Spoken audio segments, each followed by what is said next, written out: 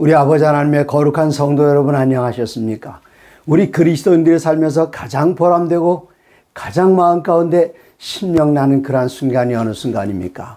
우리 하늘에 계신 아버지께 기쁨과 즐거움을 드리는 그때보다 더 우리들 마음 가운데 감동적인 순간이 없습니다. 그렇기 때문에 우리들은 13번에 걸쳐서 하나님의 선교에 참여하는 기쁨이라는 제목으로 함께 이야기를 나누고 있는데, 오늘은 그 11번째 시간인 예수님의 이야기를 전하라. 어떻게 하면 예수님을 다른 사람들에게 가장 잘 전할 수 있을까요? 그것은 우리들의 변화된 삶을 사람들에게 보여주는 것입니다. 변화된 삶을 우리가 삶으로도 보여줄 수 있지만 또 말로도 이야기할 수 있습니다. 그것을 우리들은 간증이라고 이야기합니다. 사람들이 간증할 때 누구도 토를 달지 않고 대부분 감동을 받습니다. 근데 우리가 그리스도 예수를 전하면서 이 말씀 가운데 기록된 교리에 관한 부분을 전하면 여기에는 상대방과의 좀 의견이 다를 수도 있습니다. 때로는 토론으로 이어지기도 하고, 때로는 그 결론이 저희들이 예상하지 못했던 다른 방향으로 흘러갈 때도 있습니다. 그러나 우리가 그리스도 예수를 믿고 변화된 삶을 다른 사람들에게 이야기할 때에 여기엔 감동이 있습니다. 능력이 있습니다. 사람들 주님께로 이끌어드리는 능력, 파워가 그곳에 있습니다. 제가 처음 예수님을 믿을 때, 그리고 지금은 세상이 많이 바뀌었습니다. 요즘은 이 세대를 가리켜 뭐라고 말하는가 하면은 포스트모더니즘 세대라고 하는데, 사람들에게 복음을 증거할 때에 제가 속했던 그 이전 세대 모더니즘 세대와 포스트모더니즘 세대는 전혀 다릅니다. 어떻게 다른가? 옛날 제가 어렸을 때에는 사람들은 책을 잘 읽었습니다. 그래서 이 교인들을 가리켜 책의 백성이라 그렇게 이야기를 했었습니다. 저희 교회에는 아무리 가난한 사람, 아무리 공부하지 못한 사람들도 그 집에 몇 권의 책들이 있었는데, 그 책들은 교회 지남이 있었고, 또 우리가 매주마다 공부하는 안실학교 교과가 있었고, 또 매달 예수님의 재림의 징조를 전하는 Signs of the Times, 시조란 잡지가 집집마다 다 있었습니다. 그리고 성경 외에 또 많은 가정이 예언의 신의 글들을 가지고 있어서 책을 읽는 백성들로 분명했습니다. 그때 그 당시에는 사람들은 읽고 머리로 생각하고 판단했습니다. 책을 read, 읽은 다음에 reason, 머리로다가 이성을, 지성을 사용했습니다. 그러나 지금은 많은 것이 달라졌습니다. 그때는 읽고 판단하고 그리고 결정했습니다. 이것이 옳은가 그른가, 그때는 그렇게 결정해서 많은 분들이 성경 토론을 통해서 어느 교회를 선택할 것인가를 결정했습니다. 그러나 지금은 그렇지 않습니다.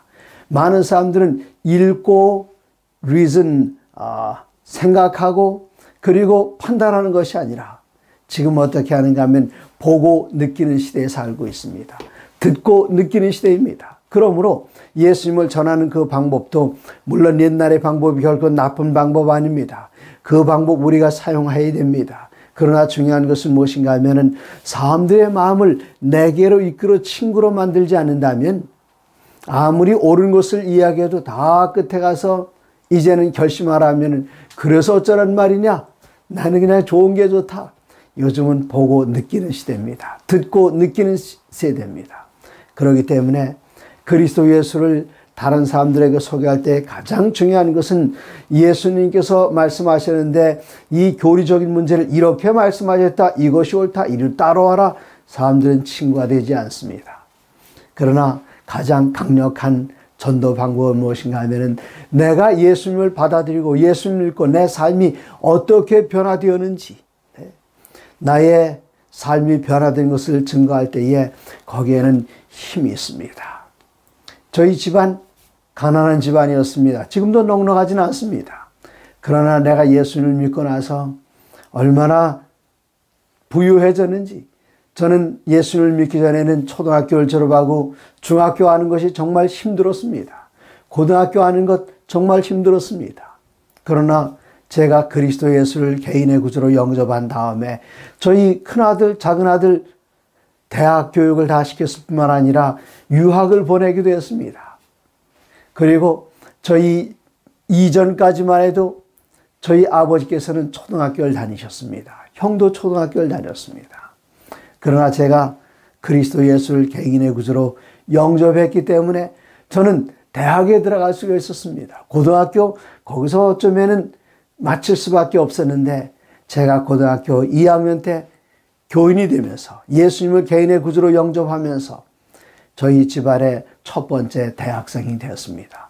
저희 두 아들들이 다 대학을 졸업했습니다. 대학원도 했습니다. 그리고 대학원 그 이상의 과정을 지금 둘 다 이수하고 있습니다. 이러한 모든 것들이 무엇을 보여줍니까? 내가 예수님을 개인의 구주로 영접해서 내 삶 자체에 많은 변화가 있었습니다. 이것 외에 들려줄 얘기가 많이 있습니다. 고등학교 2학년 때에 저는 침례를 받았는데 고등학교 2학년 때 술도 끊고 담배도 끊었습니다. 제가 담배를 끊어야겠다, 술을 끊어야겠다 그런 결심 해본 적이 없습니다. 그러나 예수님을 믿는 그 순간 이런 것이 다 멀어졌습니다. 예수님을 믿기 전과 예수님을 믿은 다음에 before and after, 네, 예수님을 믿는 그 기점으로 해서 그 전과 후에 어떻게 달라졌는가 다른 사람들에게 이야기할 때에 여기에는 아멘이라고 대답하는 것이 그거 뭐 잘못됐다고 꼬집는 사람, 그런 사람 아무도 없습니다. 이제 하나님의 말씀 함께 살펴보시겠습니다. 네, 먼저 에베소서 2장 1절부터 10절까지 보면은 여기에 조금 전에 말씀드렸던 before and after가 나옵니다. 2장 1절, 그는 허물과 죄로 죽었던 너희를 살리셨도다. 우리가 전에는 죽은 자들이었습니다. 허물로 가득 차서 소망이 없는 사람들이었습니다. 이미 죽은 존재였습니다. 허물과 죄로 죽었습니다. 그때의 너희는 그 가운데서 행하여 이 세상 풍조를 따르고 공중의 권세 잡은 자를 따랐으나 예수님을 따르는 것이 아니라 공중의 권세 잡은 마귀를 따르는 그런 존재였습니다. 지금 불순종의 아들들 가운데서 역사하는 영이라. 전에는 우리가 다 그 가운데서 우리의 육체의 욕심을 따라 지내며 육체의 마음을 원하는 것을 하여 다른 이들과 같이 본질상 진노의 자식이었습니다. 2장 1절로 3절, 에베소 2장 1절로 3절, 여기가 before입니다. 그 전, 예수 믿기 전. 그러나 예수 믿은 다음에 어떻게 변하는지 4절 보시면,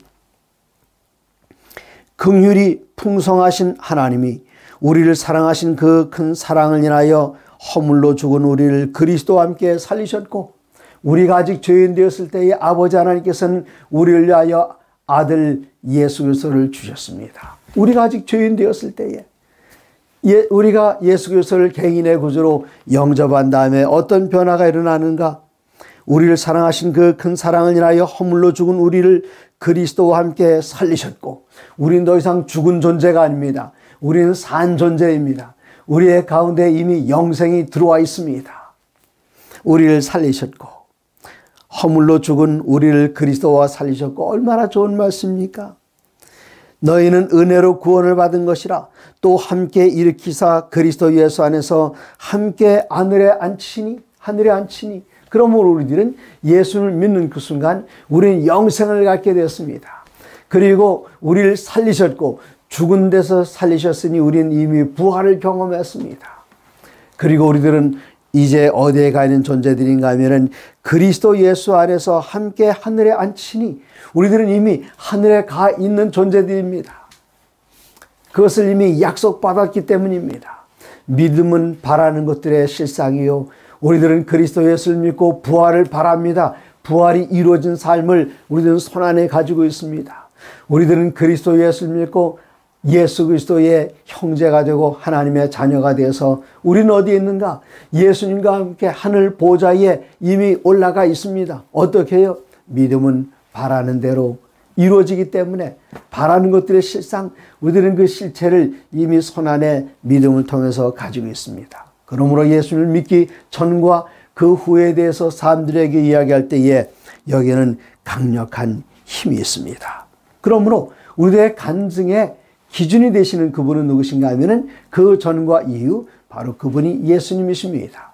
예수님께서 내 안에 들어오실 때에 이러한 모든 것들이 다 이루어지게 됩니다. 이제 마가복음 3장으로 가보시면 우리가 어떻게 개인 간증에 힘을 얻을 수 있는지를 알게 됩니다. 마가복음 3장 17절에 보시면은 또 세베대의 아들 야고보와 야고보의 형제 요한이니 이 사람들이 어떤 별명을 가졌는가? 이 둘에게는 보아너게 곧 우레의 아들이란 이름을 더하셨으며. 누가 더하셨는가? 예수님께서 야고보와 요한을 보고 그 급한 성질머리 그것을 보시고 뭐라 하셨는가 하면 우레의 아들이다 그러셨습니다. 우레가 뭐죠? 다른 말로 천둥입니다. thunder. 네. 아이고 그냥 저희는 베드로가 성질 급한 줄 알았는데 베드로뿐만이 아니라 야고보와 요한도 성질하면은 한 성질하는 형제들이었습니다. 어떤 일이 있었는가? 그들이 3년 반 동안 예수님을 잘 따라다녔습니다. 3년 반 동안 예수님을 잘 따라다니고도 어떤 일이 있었는가? 누가복음 9장 51절에 보시면 예수님께서 승천하실 기약이 차감해 예루살렘을 향하여 올라가기로 굳게 결심하시고 사자들을 앞서 보내셨습니다. 그러면 갈릴리에서 예루살렘으로 올라가려면 어디를 통과해야 되는가?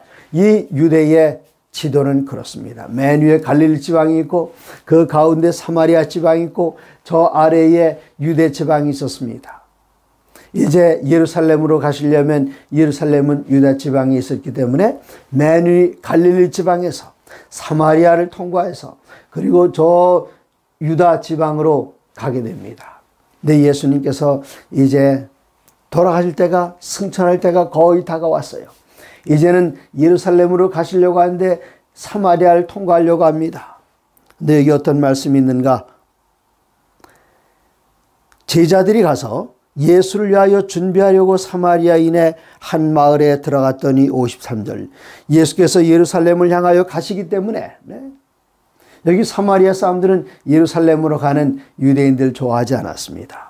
예루살렘을 향하여 가시기 때문에 그들이 받아들이지 아니하는지라 54절 제자 야고보와 요한이 이를 보고 이르되 주여 우리가 불을 명하여 하늘로부터 내려 저들을 멸하라 하기를 원하시나이까? 그들이 믿음 있는 사람은 맞습니다. 예수님께서 말씀하시기를 겨자씨만 하는 믿음이 있다면 이 산도로 명하여 이곳에 저곳으로 옮기라면 옮긴다. 그렇게 말씀하셨는데 제자들 야고보와 요한은 주님 제가 저 불을 명하여 하늘에서 불을 끌어다가 이 사람들 다 멸망시킬까요? 믿음은 있는 것까지는 좋았지만 그 성질이 그대로 드러났습니다. 이때 예수님께서는 55절 예수께서 돌아보시며 꾸짖으시고 함께 다른 마을로 가시니라. 가서 따지지 않으셨습니다. 거절하면 알았습니다. 신뢰했습니다 하고는 예수님께 제자들과 함께 다른 마을로 가셨다고 기록이 되어 있습니다. 이랬던 요한이 어떻게 변했는지 보십시오. 이제는 요한일서입니다. 요한일서 4장 7절 사랑하는 자들아 우리가 서로 사랑하자.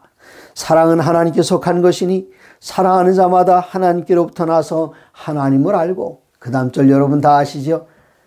요한일서 4장 8절 사랑하지 아니하는 자는 하나님을 알지 못하나니 이는 하나님은 사랑이심이라 이야기였습니다.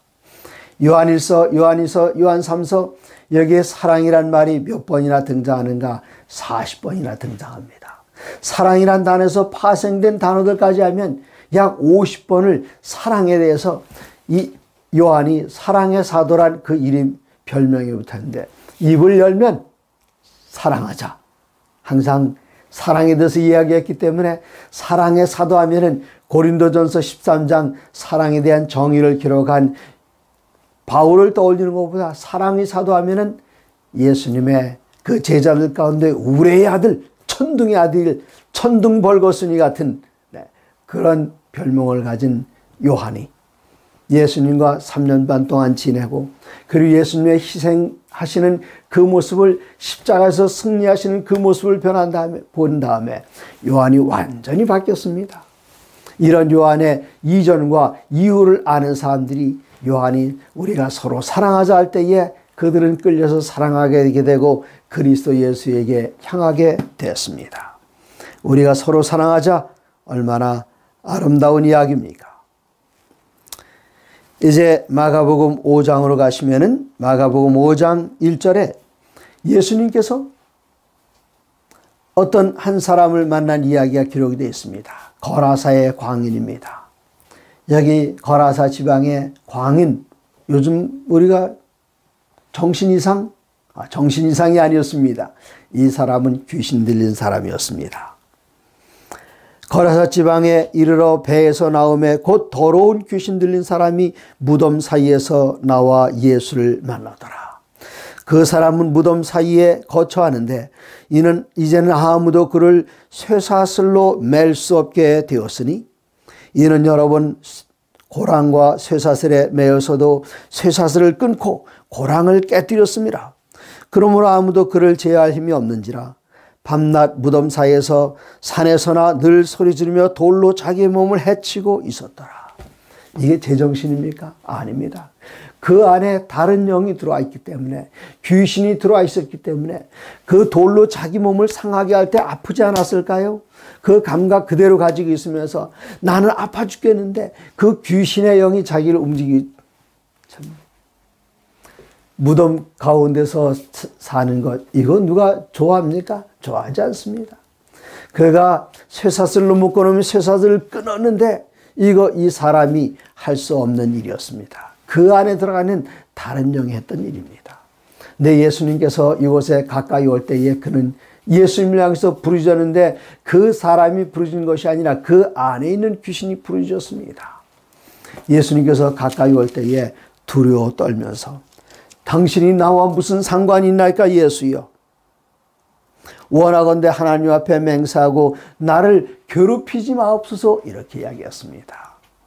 이때 예수님께서는 가까이 가셔서 그 안에는 더러운 귀신 때문에 하나님께서 피로 사신 이 귀한 영혼, 이 영혼이 괴로움당하는 것 예수님 너무나도 마음 아파하셔서 이렇게 말씀하십니다. 마가복음 5장 8절 이에 예수께서 이미 그에게 이르시기를 더러운 귀신아 그 사람에게서 나오라. 그랬더니 이 귀신이 나가면 갈 데가 없어요. 여기 보니까 돼지떼가 있었습니다. 저를 명하셔서 저 돼지떼로 들어가게 해 주시옵소서 허락하셨어요. 그 돼지떼들은 바다로 몰려 들어가서 몰살당하고 말았습니다. 여기서 귀신이 나가니까 이 사람은 이젠 제정신이 돌아왔어요. 다소곳이 예수님 앞에 무릎 꿇고 있습니다. 사람들이 보고 깜짝 놀랐어요. 이 사람은 저 무덤사에서 길길이 뛰면서 소리 지르고 자기 몸을 해치고 그러고 있어야 되는데 정말 얌전하게 다소곳이 앉아있는 그 모습, 과연 이러한 일이 가능할 것인가 의아했습니다. 이제 마침내 이 사람이 18절에 보시면 예수께서 배에 오르실 때에 귀신 들렸던 사람이 함께 있기를 간구하였으나 저를 고쳐주신 은인이시여 어디로 가신 제가 따라다니시면서 모시겠습니다. 편안하게 잘 모시겠습니다. 예수님께서는 제자들 향해서 나를 따라오너라 그렇게 말씀하셨는데 이 사람을 향해서 나를 따라오너라 말씀하지 아니하시고 뭐라고 말씀하셨는지 여기서 중요한 교훈이 하나 있습니다.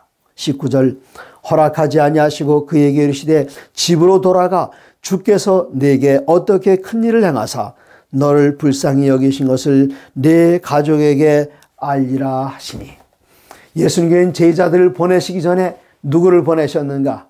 네, 제자들은 보내긴 하셨었죠. 갔다가 다시 돌아와서 보고하고 그렇게 했습니다. 예수님께 제자를 보내신 그 일은 승천하신 그 다음에 여러 족속, 민족에 가서 복음을 전하라 그렇게 말씀하셨습니다. 그런데 제자들을 보내기 전에 제일 먼저 누구를 보내셨는가? 바로 이 거라사의 광인 귀신 들렸던 이 사람을 보내셨습니다. 어디로 보내셨습니까? 집으로 보내셨습니다. 우리들은 예수 믿은 다음에 저 아프리카나 아니면 남미에 가서 복음을 전하기 전에 먼저 가야 할 곳이 있습니다. 하늘나라에 가기 전에 먼저 가야 할 곳이 있습니다. 예수님을 따라가기 전에 먼저 가야 할 곳이 있습니다. 이 사람은 어디로 보내심을 받았는가 하면 집으로 보내심을 받았습니다. 여러분 사도행전 16장 31절의 말씀을 기억하시죠? 주 예수를 믿으라 그리하면 너와 내 집이 구원을 얻으리라. 이 사람이 제일 먼저 할 일은 다른 사람들에게 복음을 전하기 전에 집에 가서 사랑하는 가족에게 복음을 전하는 것, 이것이 가장 중요한 일이고 급선무였습니다. 이 사람이 그렇게 했습니다. 가족들에게 복음을 전했습니다.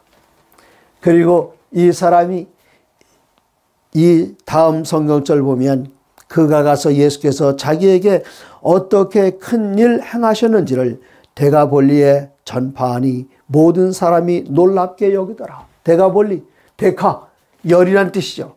폴리스, 마을, 도시란 뜻입니다.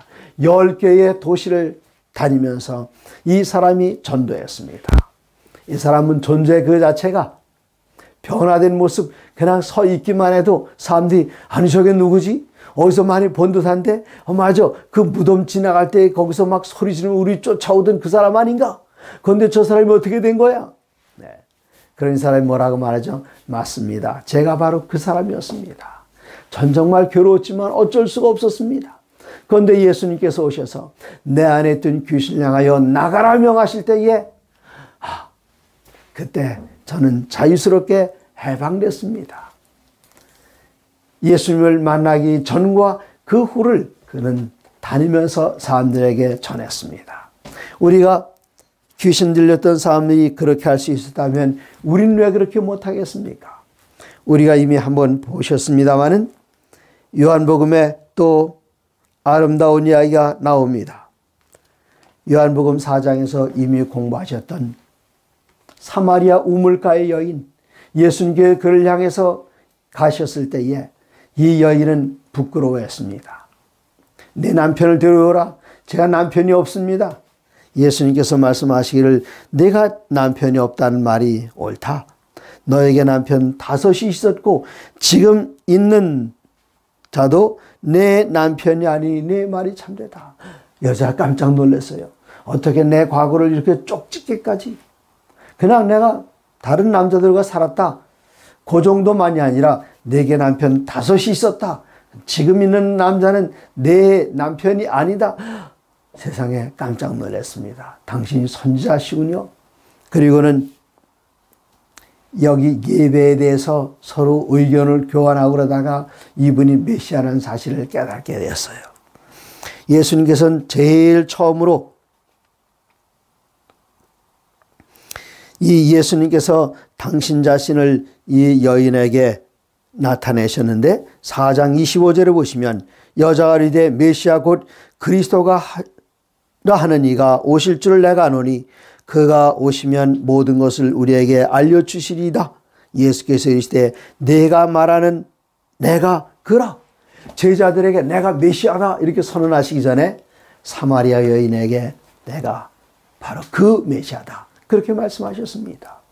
이 여자가 그것을 듣자마자 여기 우물에 물 들어왔는데 다 잊어버리고 물동이를 거기다 두고 마을로 돌아가서 이 기쁜 소식을 그냥 잠잠하게 입 다물고 있을 수가 없었습니다. 4장 39절 여자의 말이 내가 행한 모든 것을 그가 내게 말하였다 증언하므로 그 동네 중에 많은 사마리아인이 예수를 믿는지라. 여기 증언하므로 자기에 대해서 이야기한 것 그리고 자기가 변화된 것 예수님에 대해서 깨닫게 된 것 메시아는 사실을 알게 된 것 그는 입을 다물고 감추고 있을 수가 없었습니다. 그가 여기 온 목적이 길러 왔는데 물동이를 버려두고 우물가에 버려두고 그냥 곧장 사마리아 마을로 들어간 사람들에게 나팔을 불었습니다. 내가 메시아를 만났다. 내가 한 모든 것들 지금 이 여자가 정오에 물 들어간 이유가 뭐지요? 그 우물가에서 다른 사람들을 만날까 봐 그걸 피하려고 해가 꼭대기에서 아래로 직사광선으로 내리쬐이는 정오에 아무도 없는 그때에 그가 물을 들어갔어요. 사람들 피하기 위해서. 근데 이번엔 사람을 피하는 것이 아니라 사람들 만나러 갔습니다. 이게 바로 예수님을 만나면 변화되는 것입니다. 전에 한번 제 사랑하는 친구가 한 말 여러분에게 인용한 적이 있죠. 뭐라 그랬습니까? 예수님을 믿으면 기뻐집니다. 네? 부끄러움이 없어져요. 예수를 믿으면 기뻐지고 또 예뻐지고 기뻐지니까 얼굴이 환해지지 않습니까? 얼굴이 예뻐지고 그 다음엔 바빠집니다. 가서 이 말씀을 증거해야 됩니다. 예수님을 만나기 전과 예수님을 만난 후에 대해서 우리들은 사람들에게 할 말이 너무나도 많이 있습니다.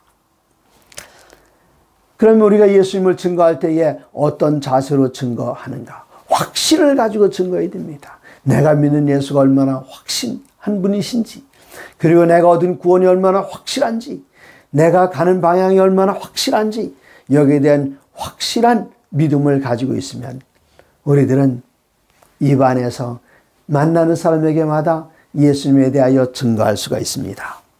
요한일서 5장 13절입니다. 내가 하나님의 아들의 이름을 믿는 너희에게 이것을 쓰는 것은 너희로 하여금 너희에게 영생이 있음을 알게 하려 함이라. 네? 예수님께서 우리를 위하여 돌아가셨기 때문에 우리 죄는 다 용서받았습니다.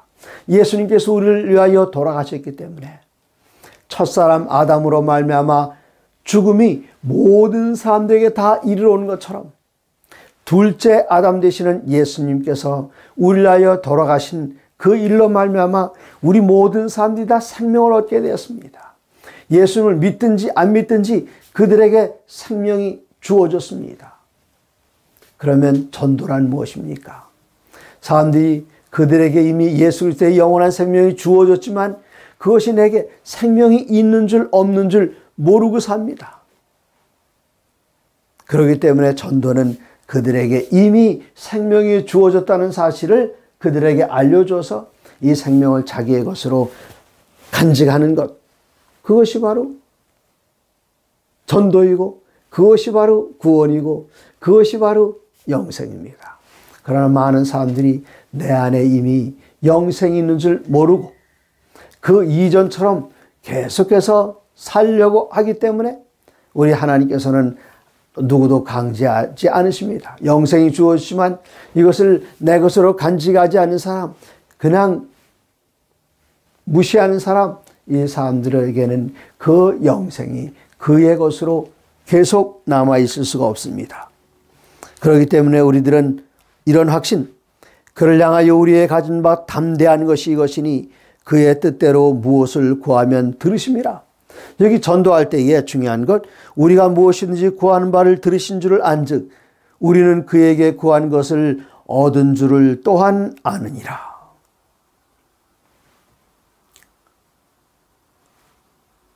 여기 그를 향하여 우리가 가진 담대한 것이 이것이니 그랬는데, 이 담대함으로도 번역할 수 있지만 다른 말로도 번역할 수 있습니다.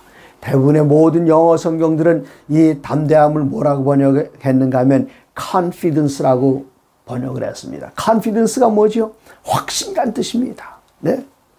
그럼 이거 영어식으로 한번 바꿔볼까요? 그를 향하여 우리의 가진 바 확신이 이것이니 그의 뜻대로 무엇을 구하면 들으심이라. 무엇을 구하라는 것입니까? 다른 사람들에게 영생이 있다는 사실을 가서 전해라. 그리고 그 영혼을 하나님 아들의 피로 사셨습니다. 그 아들의 피로 산 그 영혼을 클레임, 주장하라 그것입니다. 그러므로 여기에 누구든지 형제가 사망에 이르지 아니하는 죄에 범하는 것을 보든 구하라. 그리하면 사망에 이르지 아니하는 범죄자들 위하여 그에게 생명을 주시리라. 이것이 바로 우리의 담대함이요, 이것이 바로 우리의 확신입니다. 우리가 예수님 안에서 받은 그 구원을 가만히 생각해 보면, 나 같은 죄인 하나를 살리기 위해서 저 온 우주의 주인이신 우리 주님께서 이 땅에 오셨습니다. 이 땅에 오셔서 나를 위하여 돌아가셨습니다. 그냥 나를 위해서 어떤 희생제물이 죽은 것, 그것이 아닙니다. 그냥 어떤 사람이 죽은 것이 아닙니다. 온 우주를 말씀으로 지으시는 일에 참여하신 바로 영존하신 아버지이신 예수 그리스도께서 이사야 9장 6절에 예수님을 가리켜 영존하신 아버지라, 평강의 왕이라 그렇게 이야기했습니다. 바로 그분께서 나를 위하여 세상에 오시고 나를 위하여 돌아가시고 아버지 하나님께서 세상을 이처럼 사랑하셔서 독생자를 주시고, 그러므로 가만히 생각해 보면 우리가 예수님 없이 구원받는 것은 불가능입니다. 나 스스로 구원받는 것 불가능입니다.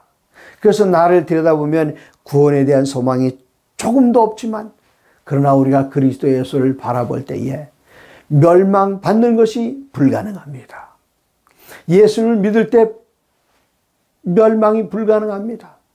나 자신을 생각하면 구원이 불가능하지만 내가 예수님을 바라볼 때에 멸망이 불가능하다. 이것이 우리가 가지고 있는 확신입니다. 이 확신이 우리를 하여금 그리스도의 사랑을 강권하여 우리를 밀어내기 때문에 우리들은 입을 다물고 있을 수가 없습니다. 그러므로 진정으로 그리스도 예수를 개인의 구주로 영접하고 예수님의 생명이 우리들 안에 있는 사람들마다 입을 다물 수가 없습니다. 나가서 하는 얘기가 무엇입니까? 내가 만난 예수에 대하여 이야기하는 것, 그것이 바로 전도입니다. 누가복음 9장 23절에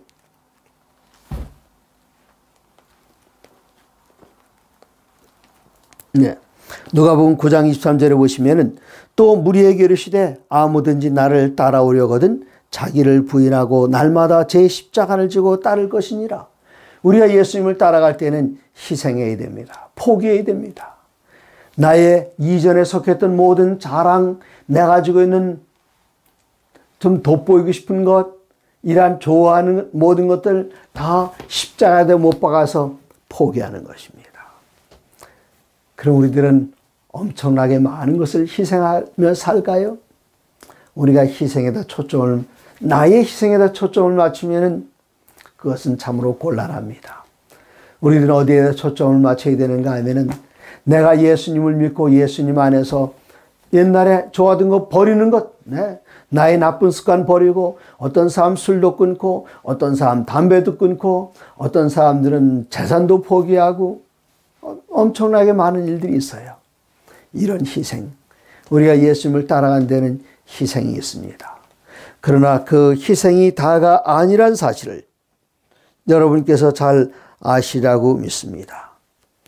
그 희생이 다가 아니라 우리들은 그리스도 예수를 따라갈 때에 정말 하늘의 무한한 것들이 우리들에게 다 주어져서 우리 하여금 삶의 동력을 얻게 하셨는데, 갈라디아서 2장 20절 내가 그리스도와 함께 십자가에 못 박혔나니 그런즉 이제는 내가 산 것이 아니요 과거에 내가 모든 것을 다 버리고 포기해서 나는 이미 죽은 존재입니다.